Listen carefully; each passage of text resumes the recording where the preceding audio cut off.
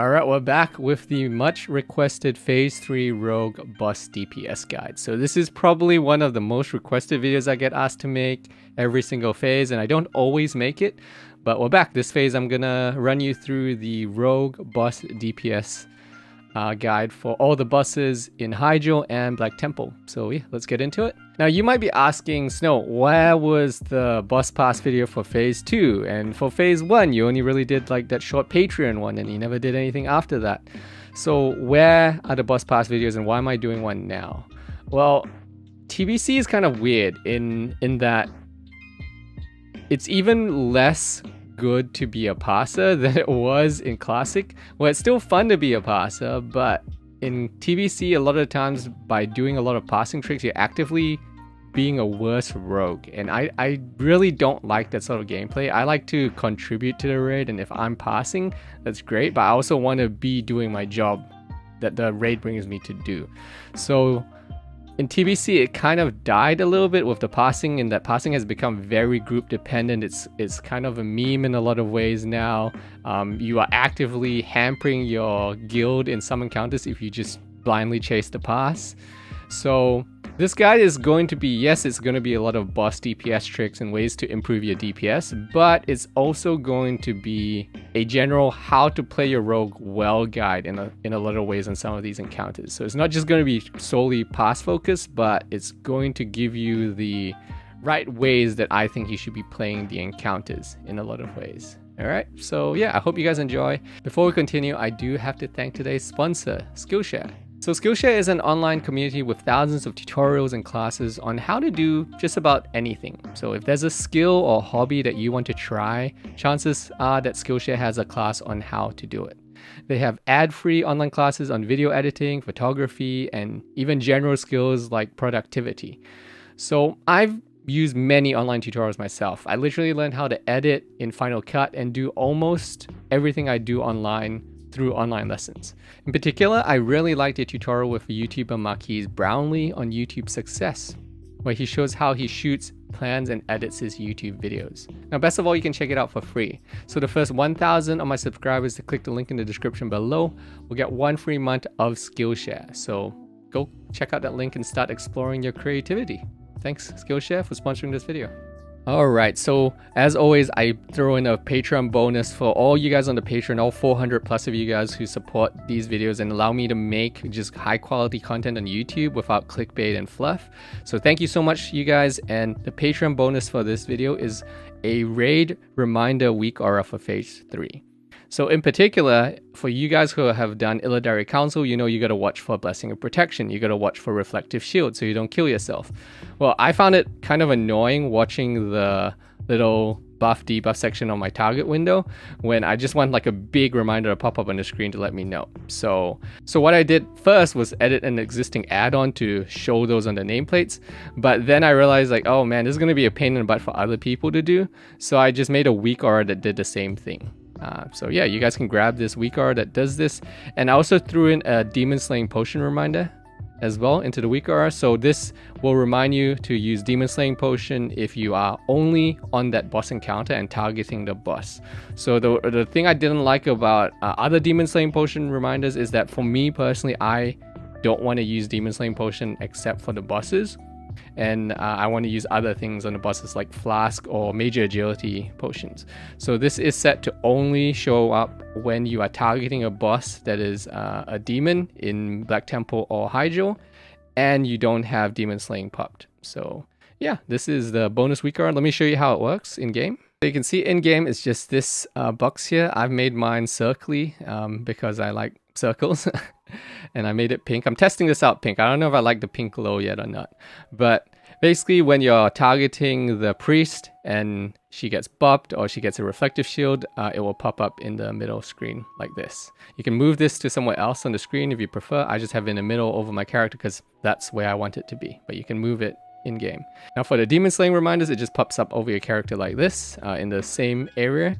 And it will only pop up again if you are in the boss encounter for that particular boss and you are targeting the boss as well. So it's not going to trigger when you're just hitting trash mobs or something. So yeah, this is the phase 3 raid warnings weakaura. Thank you so much for supporting me again. And if you're not a patron, you can go grab it by signing up on Patreon, linked in the description below. So yeah, let's get into the boss DPS guide now. Okay, so first I gotta cover some FAQ questions, frequently asked questions that you guys have been asking me regards to the Phase 3 passing and boss DPS fights. So what profession is best for Phase 3? You guys have been asking me in regards to just pure DPS. It's still engineering, okay? It's still engineering. Super sappers are too powerful. So if you are rich, you'll be using this combination. So you'll be using the Super Sapper charges, then you'll be using Goblin Sapper charges after that, then you'll be using Fel Iron Bombs, right? And then you have optional things like Arcane Bombs, which you can use in Mount Hyjal on the packs. It's absolutely not required. So don't freak out and don't waste your money on them if you're not in a guild that's requiring them and you're not passing or something. They're handy to have, but you do not have to have them for Hyjal. They're just like a, oh, that's nice, and not a must-have. There's also All of Immolation, which you can still use. It does give you a little bit of a Hyjal DPS bump, but it's not very huge, so this is kind of like up to you if you want to do it. Now, I don't personally use the oils myself because it is a fairly minor-ish Hyjal DPS bump, and even if you use them, our Mount Hyjal DPS is still really bad, so I don't think they make enough of a difference. But if you really want to push your Hyjal DPS up in particular to as much as you can do, then you probably want to use all of Immolations as well. Now, flame caps are still usable as they have been from the start of TBC. I would not recommend generally using them because you kind of have to be a bit of a psychopath to use this, honestly. They share a cooldown with Thistletea and they don't really add a huge amount of DPS either. So in general, I don't use the flame caps. They're just a pain in the butt to use. They don't add enough DPS to use in general. So yeah, honestly, not really worth it. But these are your general consumables. So again, remember that if you're using bombs, they're on 3 separate timers and you cycle them as Super Sappers, then Goblin Sapper, then Fel Iron Bomb times 2, then back to Super Sappers and so on. That's usually the rotation you'll be using. Now, with your Fel Iron Bombs, if you are not really rich or you don't want to be spending crazy amounts of gold every week just blowing through Super Sapper charges and Goblin Sapper charges constantly, you can just use Fel Iron Bombs. That's fine. You still do plenty of DPS just using Fel Iron Bombs, because on Mount Hyjal in particular, on every wave, if you're dropping a bomb, it's a lot of extra DPS by the end of the fight. So engineering is still huge, in particular for trash packs with the Fel Iron Bombs. And for people asking, adamantite grenades are good and they do have a slightly better DPS, but the reason most people prefer these Fel Iron Bombs is because they have a bigger range when you drop the AoE on them. So the Fel Iron Bombs are really good in that way because all it takes is for you to hit one more target on each pack and you're already making up the damage difference and more. So the Fel Iron Bombs, just having that little bit extra radius versus the grenades, are why you want to typically use the bombs over the adamantite grenades.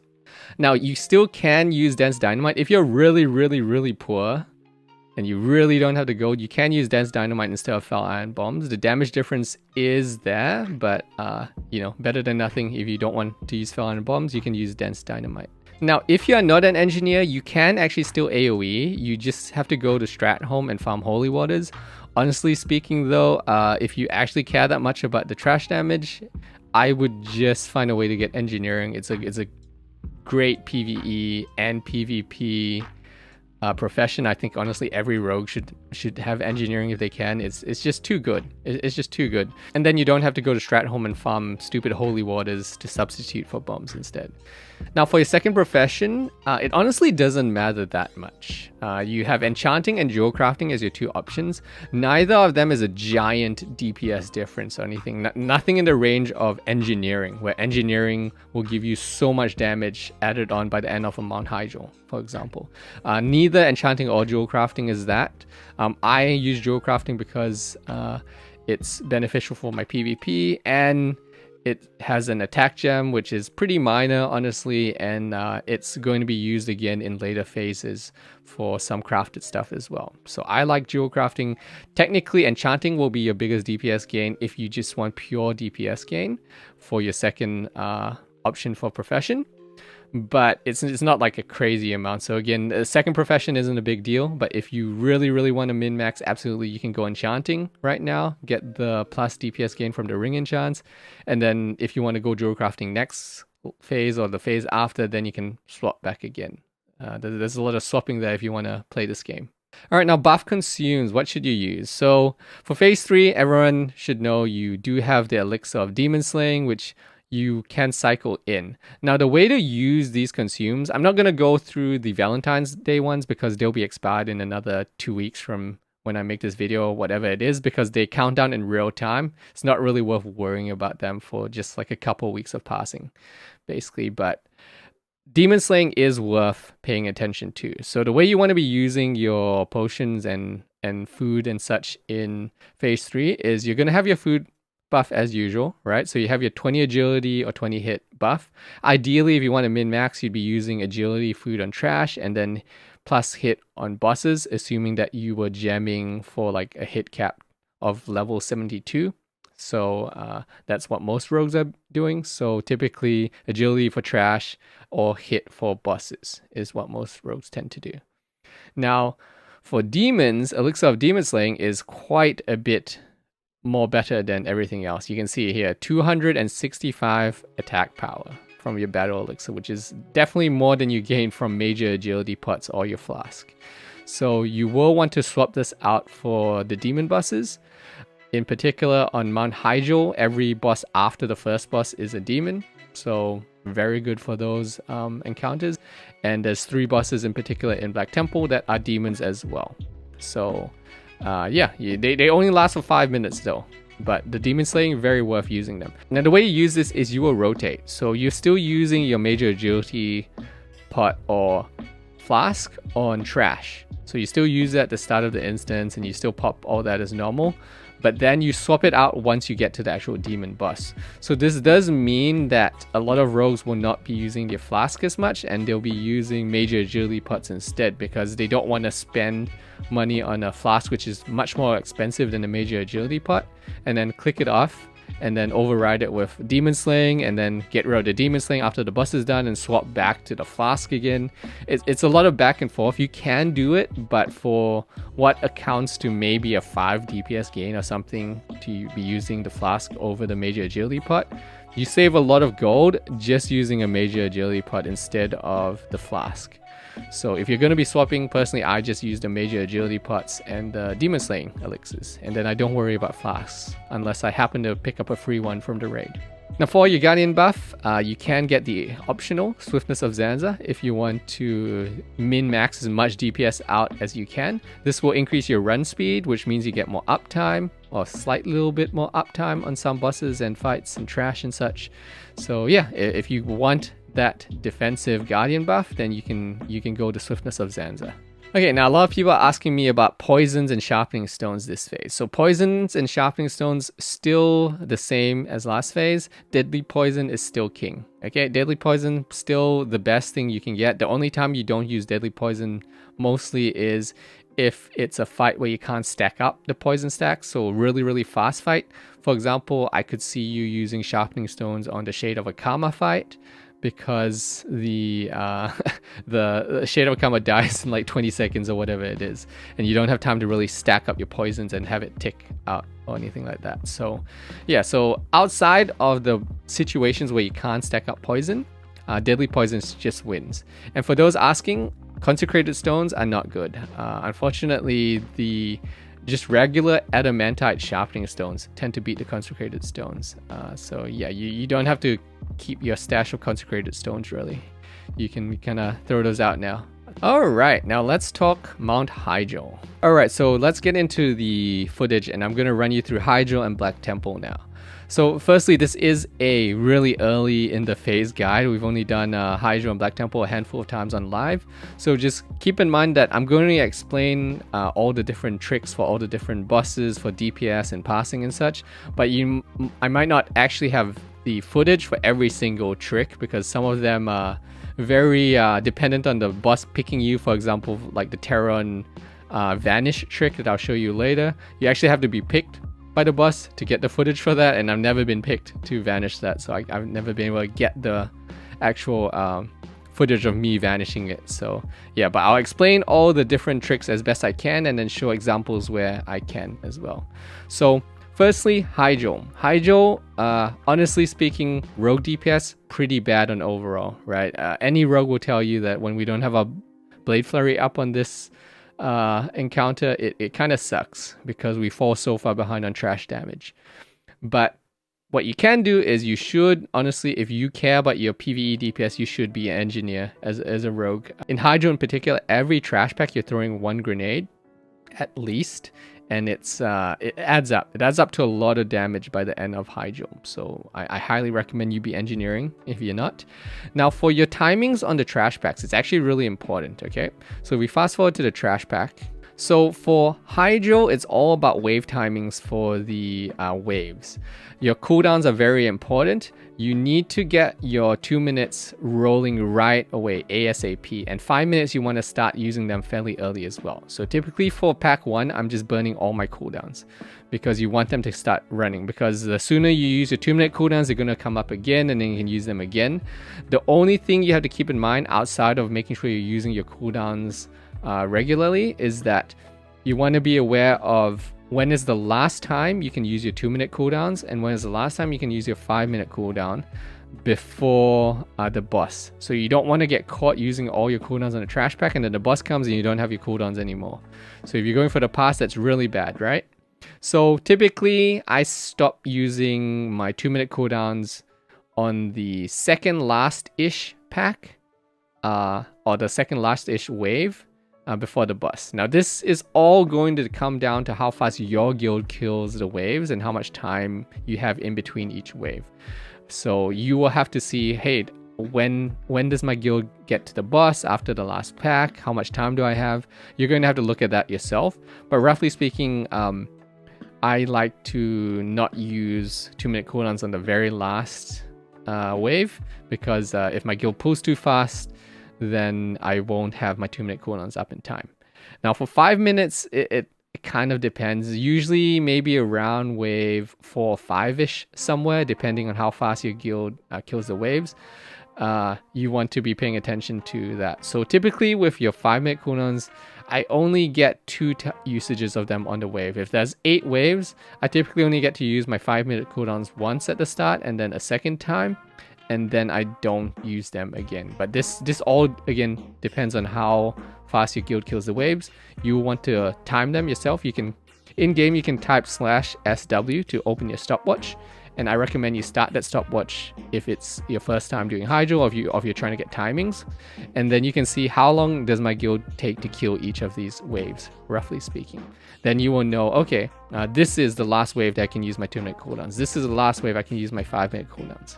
Alright, let's get to the boss. Alright, Rage Winterchill. So Rage Winterchill, like most of Hyjal, is honestly really tank and spanky. Pretty much all of Hyjal is super tank and spanky with some minor mechanic things tinkering around with you, but you're pretty much, exposed armor is not hard on any of these fights. You can expose armor all of Hyjal super easy for the boss encounters.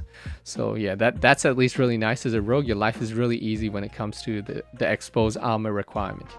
Now for avoiding the ice bolts on Rage Winterchill, a lot of people use PvP trinkets. Honestly, you should if your guild's in progression. I would recommend you use a PvP trinket. You can also use living action potions to do that, but those use your haste potion cooldown, so I don't really like using those because if you accidentally use your potion cooldown, then it's not up in time and then it sucks. So just be aware of that. Now, PvP trinket is good, but once your guild is comfortable, I would actually not use it anymore. I don't think it's worth it anymore because the chances that you get ice bolted and then die from that as well is a lot lower once your guild is comfortable with this fight. The damage isn't really unhealable and it's very low percentage chance that you even get picked for the ice bolt. So I don't use the PvP trinket anymore, and I recommend you don't use PvP trinket once your guild is comfortable and you don't have a ton of people dying on this fight.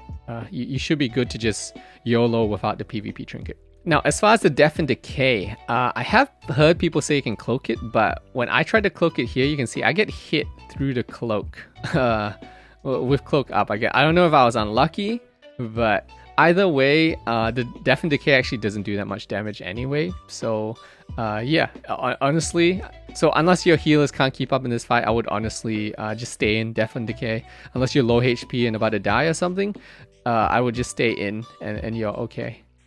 Again, I tried to cloak it. It didn't work for me. I've heard people say maybe it works, but it didn't block the damage for me when I tried to cloak Death and Decay.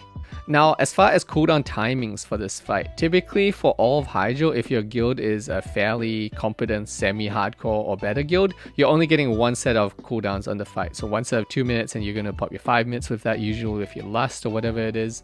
But if your guild is slow, you might get a second set of 2 minute cooldowns. So check your Warcraft log, see how fast your guild kills these bosses, and you'll be able to see whether you get a second set of 2 minute cooldowns towards the end of the fight.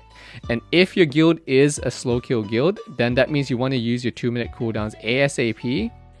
Hopefully you can convince the Sharpening group to last super early, that means, as well, so you can pop everything right at the start. And then you get your 2 minute cooldowns up again towards the end of the fight again. Alright, Anetheron. So Anetheron is a demon, so obviously at the start of the fight, if you're not, make sure you swap over to the Demon Slaying Potion for this boss. You should definitely do that if you care about DPS. The DPS gain is quite a lot on using a Demon Slaying Potion, definitely worth. Now the second thing is Wound Poison. If you have no Arms Warrior, or your Arms Warrior has a habit of dying, or you're on progression, you might want to have a Wound Poison offhand so that you can shiv. You don't necessarily have to use it right away, but you might want to just have that available just in case you need to shiv Wound Poison. Because Anetheron does an AoE Vamp Aura. Because Anetheron does a Vamp Aura thing, and you want to have some sort of healing debuff. Typically, again, your Arms Warrior will be one taking care of that, and you don't have to worry about it, but just in case, if you're progression, you might want to have a Wound Poison offhand available to you. But now, as far as things that can kill you on this fight, the only thing that you really have to worry about is if you are standing on top of an Inferno and you're taking that AoE damage from the Inferno, and then you get hit by the other AoE. That's just something to pay attention to. But outside of the Inferno, you're basically not going to die in this fight. Now, a lot of people do ask about the Sulfuran Slammers. So the Sulfuran Slammers from BRD, a thing that you can drink, and it will put a little dot on you so that when you get slept, it wakes you up, basically. Now, as an undead, I don't really use them because I have World of Forsaken. But even if you are not undead and you want to not get slept, the chances you actually get slept isn't super high. It's every time he casts his sleep, so you can see here on the DBM, every time he casts his sleep, he picks 3 people.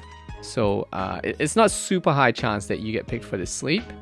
And honestly speaking, I don't like the Sulfuran Slammers because they play around with your swing timer. So every time you use a Sulfuran Slammer, you actually have to time it at the same time as your swing. Which means I'd have to reinstall my swing timer, weakaura again, and then time the usage of my Sulfuran Slammer with my swing to make sure I'm not resetting my swing when I pop them. So it's just in general, it's a pain in the butt for something that I don't really need on my undead character. And in general, he only sleeps 3 people in your whole raid anyway when he goes through this. I have heard that you might be able to cloak it, so you could try. You could try popping cloak when the sleep timer is due on your DBM. I don't actually know if it works or not, so someone can confirm in the comments if they know, because I've never actually been picked for the sleep before when I've tried to cloak it. So I can't confirm whether that works or not yet. Now again, Anetheron, tank and spank, so you don't have to worry about exposed armor shenanigans. It's very easy to expose armor. Unless something bad happens, you should be all good on that front. And typically, like the rest of Hyjal, again, you're going to get 1 set of cooldowns. Unless your guild is particularly slow, then you might get 2 sets of 2 minute cooldowns. But typically just 1 set of cooldowns that you're going to use for your burn on Anetheron. Alright, Kaz'rogal. So he is a demon again, so make sure you're using your demon slaying potion. Now the key for Kaz is you want to use fat potions. So you can see here, he stuns you with his War Stomp. There's nothing you can do unless you're a god at timing or guessing the timing, because he doesn't even broadcast that he's going to do it, you can vanish it, but it's just unlikely, very unlikely that you vanish it. So typically speaking, you want to pop full cooldowns, and you can see here I pop Fat Potion as well with my full cooldowns when I'm going for the burn. So Fat is definitely better than Haste Potion on this fight, and you definitely want to be using that Fat Potion with your burn window. So yeah, bring a Fat Potion, use that. You definitely want to use that. And with Exposed Armor, this is the one boss where I would probably play it a bit safer with your combo points. So if typically, for example, a rogue will reset his combo points at 17-18 seconds left on the Exposed Armor, you might want to extend it to say, okay, at 19-20 seconds, that's when I'm thinking about resetting and getting combo points for 5-1 Expose again. Right, so just because of the stun, if you get stunned and you're not able to generate combo points or whatever it is, you want to play a little bit safer with your Exposed Armor on this fight, for the timing windows at least. Now the final thing here is you can cloak the cripple debuff. I don't get the cripple debuff here, but if you do get the cripple debuff on you, you can cloak it. So yeah, that's a use for your Cloak of Shadows on this fight. Now typically, again, like all Hyjal mobs, one use of your 2-minute cooldowns and your 5-minute cooldowns, and if your guild is slow, then you might get your second set of 2-minute cooldowns towards the end of the fight. Alright, Azgalor. So another demon. Again, make sure you're using Demon Slaying Potion for this fight. You can Cloak of Shadows the Rain of Fire, so if there's a Rain of Fire on you, you can cloak it, and you're good to go on that front. Now the only thing that can mess you up on this fight really is if you get picked by the Doom RNG. So if he picks you for the Doom, then you're going to die, and there's nothing you can do about it. So yeah, this fight is probably the easiest fight as far as like things to worry about, because there's literally nothing outside of the Rain of Fire. And if you get picked for Doom, then you know there's not much you can do about it. I believe you might be able to vanish the Doom, maybe, if you're super quick. I've never been picked for the Doom to try it, so I don't know, but I'd be interested to see if you can vanish the Doom or not on this one. Now again, for your Exposed Armor and your cooldown usage, Exposed Armor super easy, you don't have to worry about it because it's basically tank and spank. And for your cooldown usage, you again only one set of cooldowns for most guilds that are killing at a reasonable pace. Alright, Archimonde. So Archimonde is demon, so make sure you're using Demon Slaying Potions again.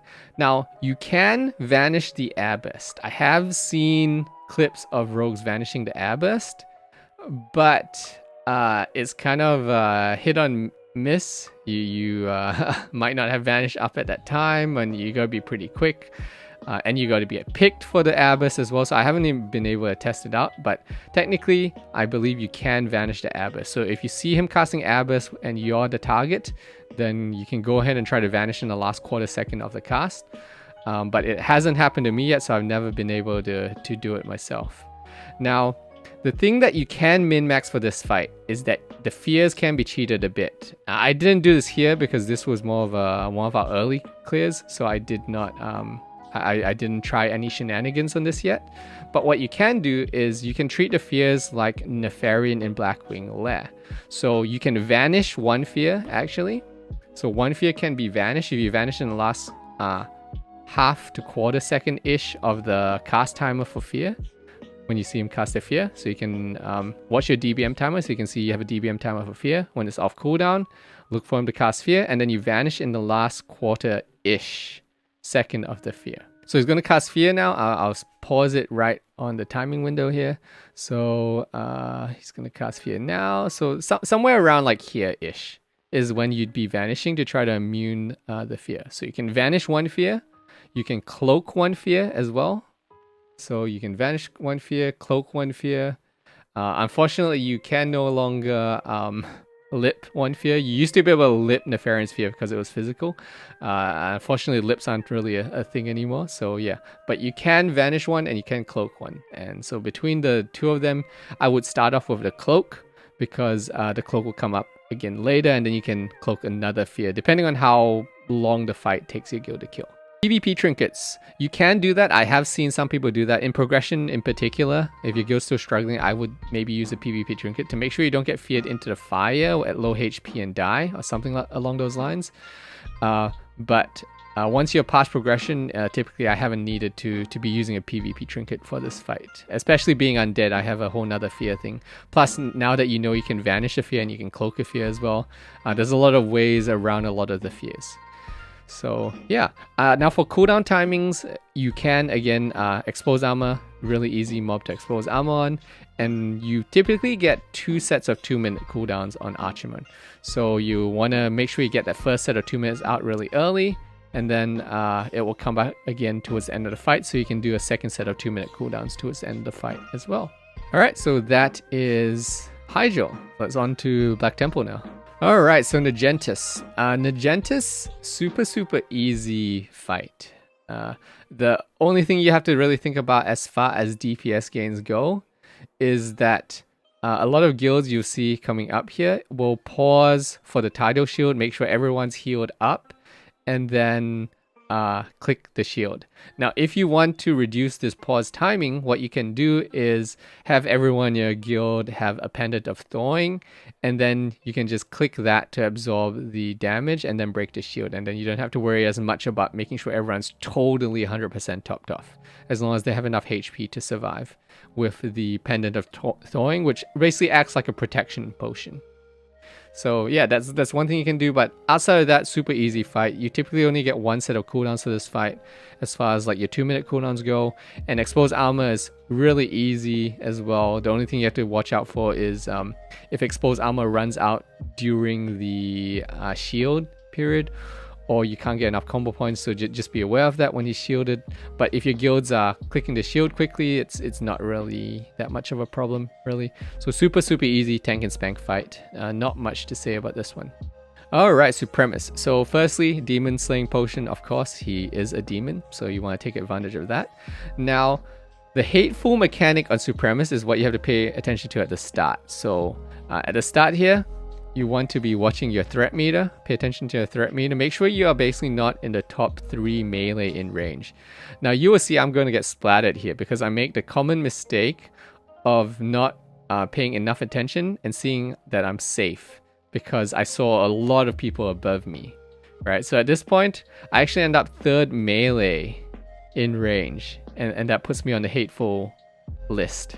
So even though there's all these people on top of me, only 2 of them are in melee range, which is the 2 tanks. So what I would actually recommend is you run into this, you hit evasion early, and then you vanish. Early, you throw in an early vanish so that you don't get picked for the hateful, because otherwise this happens. So you can see right here there's fire next to me. So at first people thought I died to the fire, but you can see I'm about to get 1 shot right here. Boom. By 27,000 damage. I did take a tick of the fire, but I took 27,000 damage from the hateful. So yeah, the hateful mechanic, you can see if we roll back here, the hateful mechanic, I was 3rd, even though I'm all the way down here in the threat. You gotta make sure that it's not just a whole bunch of range ahead of you on threat. So don't make that mistake the same way that I did on this one fight. Now for the kiting mechanic, you see, notice that I actually stay in. This is we're in phase 2 here. And you notice I just get hit. So you see that again. Notice I just get hit by Supremus. You can actually stay in, and if he actually changes and targets you, you actually get hit like this. Now you do have to be careful though, because sometimes Supremus likes to melee you while he punts you out, and you take like 1 juicy hit.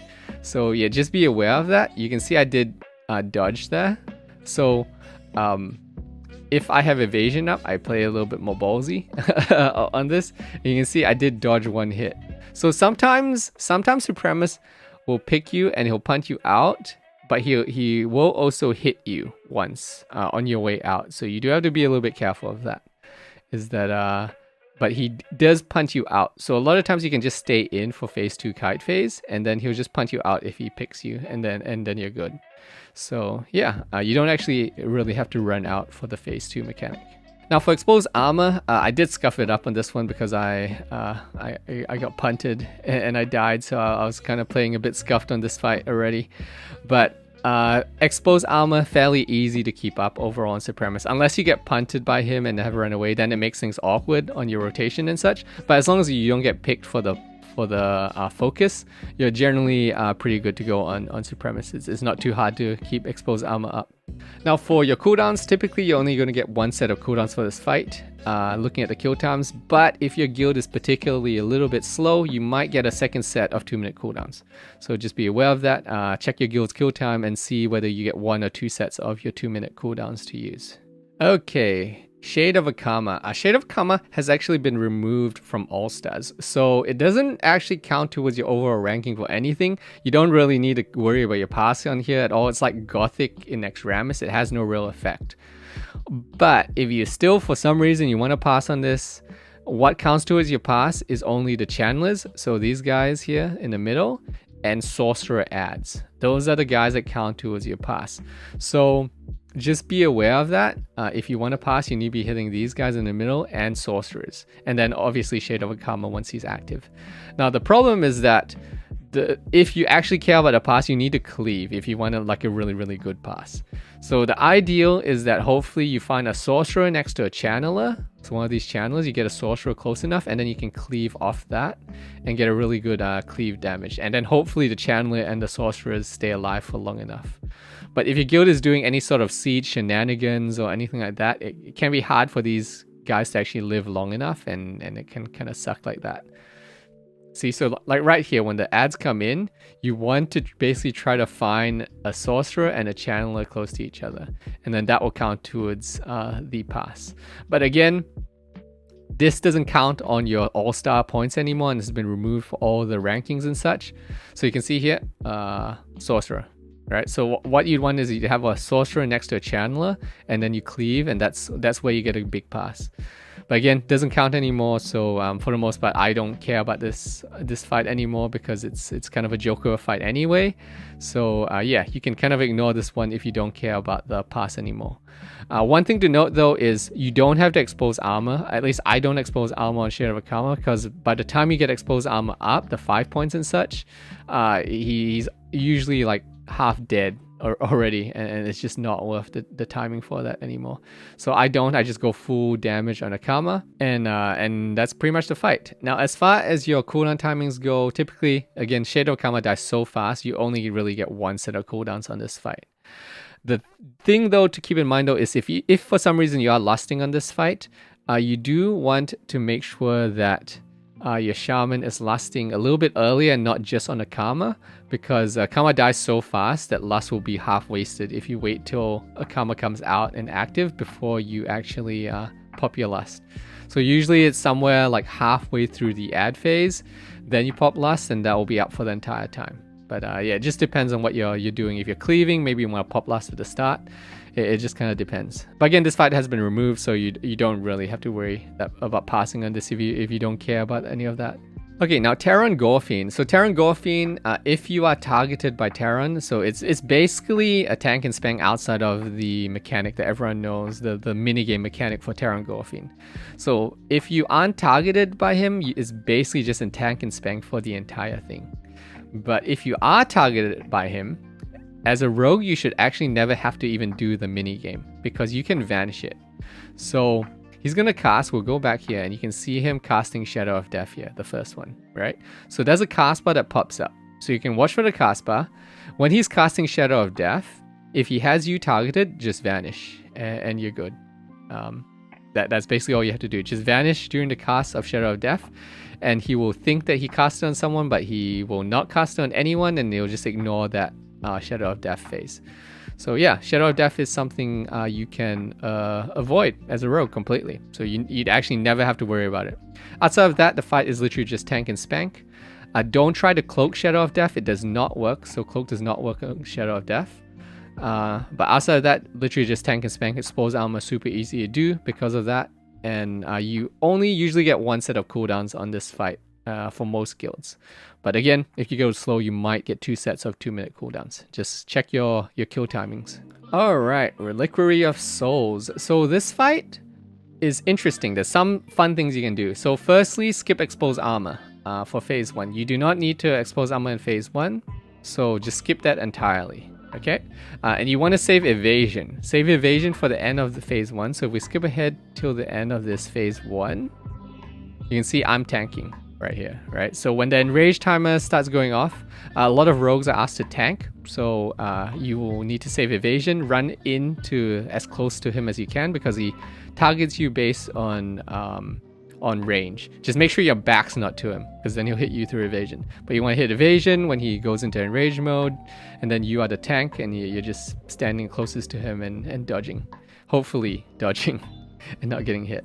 But that's basically your job in phase 1 as a rogue. You don't have exposed armor since he doesn't have any armor really in phase 1. So yeah, that's basically your job in phase 1. Now I'll roll back here. Notice my trinket choice here. I actually have a Warp Spring Coil, but I swapped it out for Bloodlust Brooch. So the reason for that is phase 1, he doesn't have armor, so obviously Warp Spring Coil doesn't work. But as well as that, because there's an add phase in between each of these phases of this fight, you actually benefit more, in my opinion, from an uptime active trinket that you can trigger just when you're going for the burns. So I actually pop my 2 minutes on the first, and then it'll be up for the next later phase again, and I get multiple usages of my 2-minute cooldowns basically. Typically 2 to 3 sets. It depends on how fast you kill, but typically you're going to get 2 to 3 sets of 2-minute cooldowns on this fight. So typically in phase 1 you want to burn your full set of cooldowns early so that you get it up in time for your later usages again. And because the fight is so long, typically a lot of guilds will even get 2 sets of your 5-minute cooldowns as well. So yeah, that's just something to keep in mind. You will get two full sets of cooldowns for a lot of people, and then even 3 sets of 2-minute cooldowns for some slower kills. Now, another thing to keep in mind is you can vanish swap. I don't do it here because I'm not worried about min-maxing to that level on this particular attempt, but you can vanish swap in between these phases. Like right here, you can actually queue up another trinket, vanish, and it will swap the trinket. You will be able to vanish swap the trinket because you'll be out of combat for a split second. So yeah, that's just something to keep in mind. If you really, really want to sweat it out, you can go from Bloodlust Brooch to the Brewfast trinket, which is basically an identical Bloodlust Brooch, and it will be shorter cooldown than waiting for your full Bloodlust Brooch to come back up. So you could like pop your Bloodlust Brooch, vanish in between the phases, swap to your Brewfast trinket, and it will be ready for you faster than waiting the 2 minutes cooldowns for your Brooch normally. Now, as far as exposed armor for the rest of the fight goes, you can absolutely expose armor the rest of the fight. So phase 2 and 3 onwards, you can still expose armor, that's fine. It does depend on how many kickers your guild has though. Typically my guild has multiple kickers lined up, so I only have to kick 1 in every 3 casts in the second phase. So with that being the way it is, I still have plenty of time to expose armor. But if you are solo interrupting, which honestly I don't think you really need to do, there's plenty of people who can kick on this fight. But if you're solo interrupting, then I probably wouldn't expose armor in phase 2. But if you are one of multiple interrupters in phase 2, you should be able to still do expose armor just fine and still get your kicks in. Alright, Bloodboil. So Gurtogg Bloodboil is really, really easy for a rogue. We don't really do anything on this fight. We literally just zug him. And then if you get the Fell Acid Breath at any time, then you cloak. But overall, this fight, super easy for a rogue. Just tank and spank. If you get Fell Rage though, you do want to evasion. So save your evasion just in case you get Fell Rage. You do want to hit it then if you get evasion. But outside of that, literally just tank and spank. So that makes your exposed armor super easy. And the only thing to think about for your cooldown timings is you're going to get usually 2 sets of cooldowns on this fight. Most guilds kill him slow enough that you're going to get 2 sets of your 2-minute cooldowns on this fight. So make sure you use your first set early enough. Usually, personally for me, I try to make sure I use it in the first, say, minute or so. Now with that burn timing, a lot of guilds will hold their last timing for that Fell Rage. Roughly a minute into the fight or so. So just be aware of that, and you might want to save your cooldowns for that timing window to happen. And then typically from that point, it depends on how fast your guild kills, but if you're an average kill guild, you might be able to fit in 1 more set of cooldowns just at the end of the fight. Alright, Mother. So the Mother fight is honestly super easy once you get the hang of it. You do want to use Demon Slaying Potion, so make sure you use Demon Slaying Potion on this fight if you are min-maxing. Now the thing about this is any dog whistles or thornling seeds or things that you pop for this fight do count towards the possible people that can get ported for the Fatal Attraction. So just be aware of that, that those count, and if you can get your whole guild popping those, it makes the fight really easy because maybe only one person gets ported each time, and the other two that get ported are dog whistle pets or thornling seeds. So that does make this fight a lot more trivial.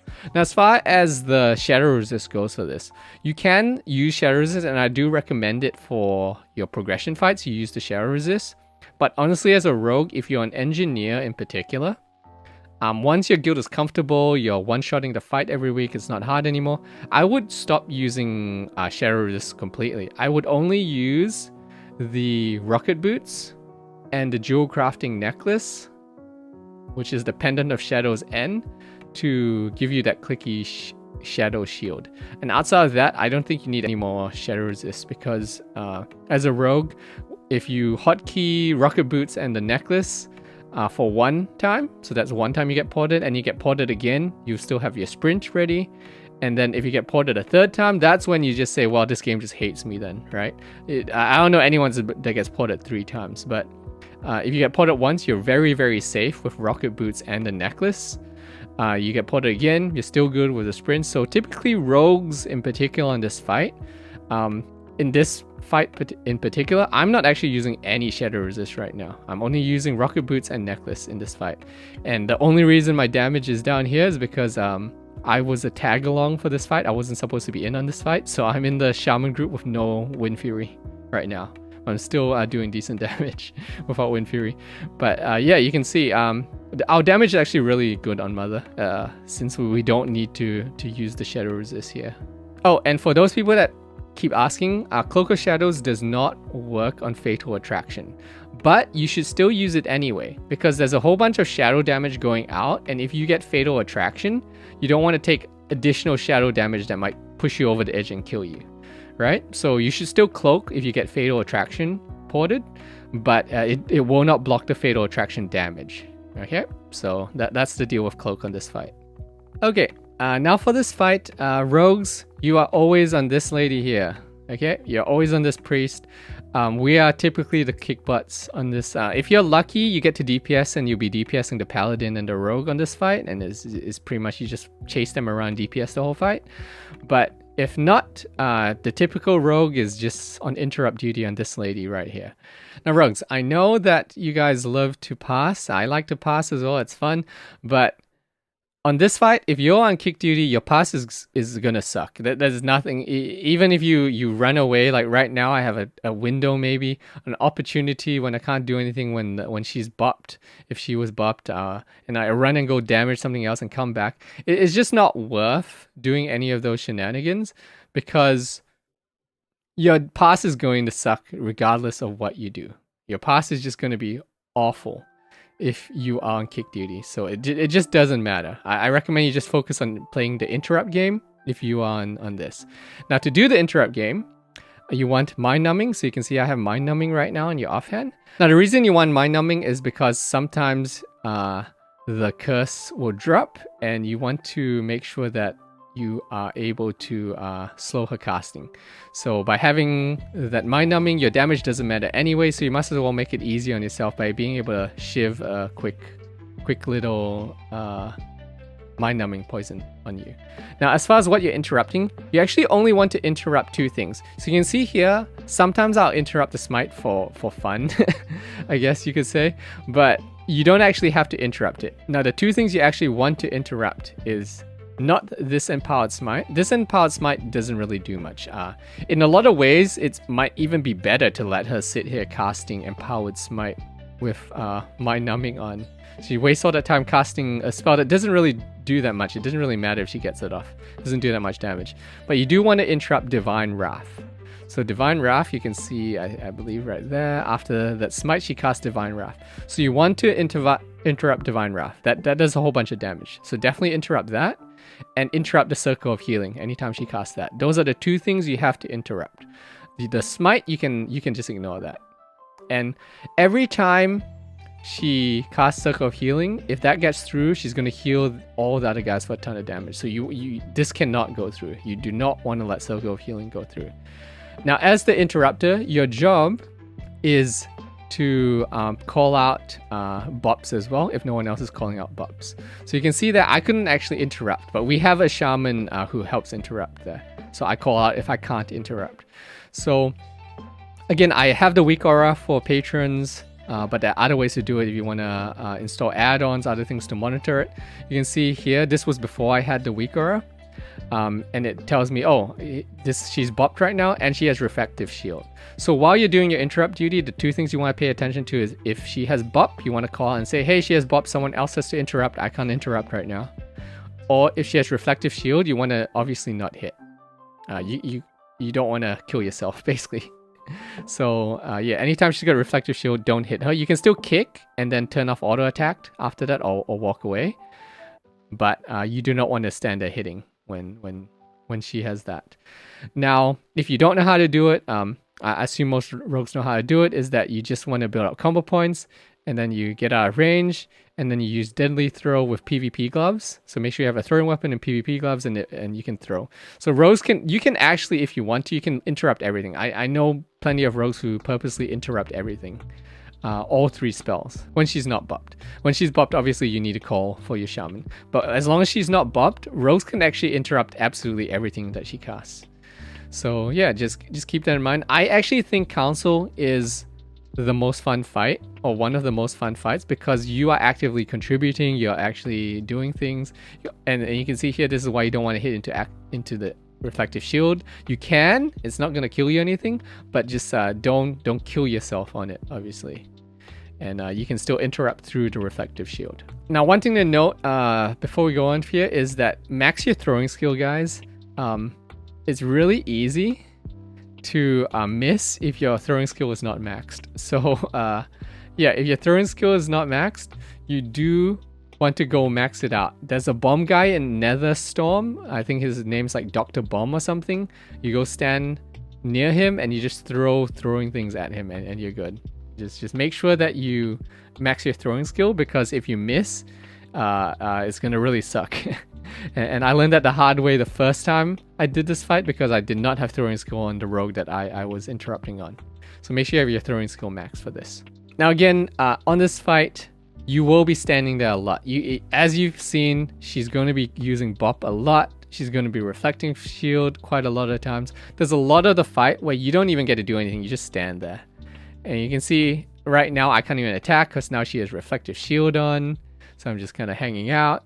So your damage really doesn't matter. I don't even care about my damage on this fight. I just kind of have fun with the interrupts. I don't really care if I'm attacking all that much, because your damage is just so bad if you're interrupting. It just doesn't matter anymore. If anything, the pass for this fight should be how many times you can interrupt the spells that you need to interrupt. And that's what actually matters. Alright, Illidan. So Illidan is a demon. Make sure you swap to your Demon Slaying Potion firstly.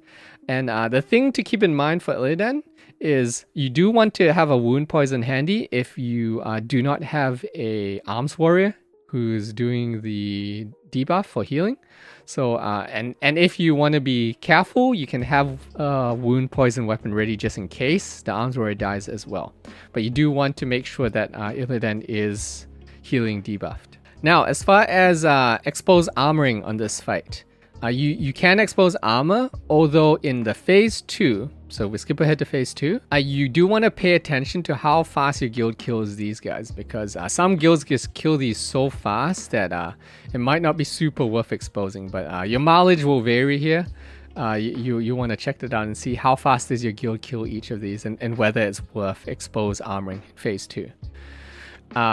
You will see in a second that you cannot cloak the I-beam. I tried it out. You cannot cloak the I-beam.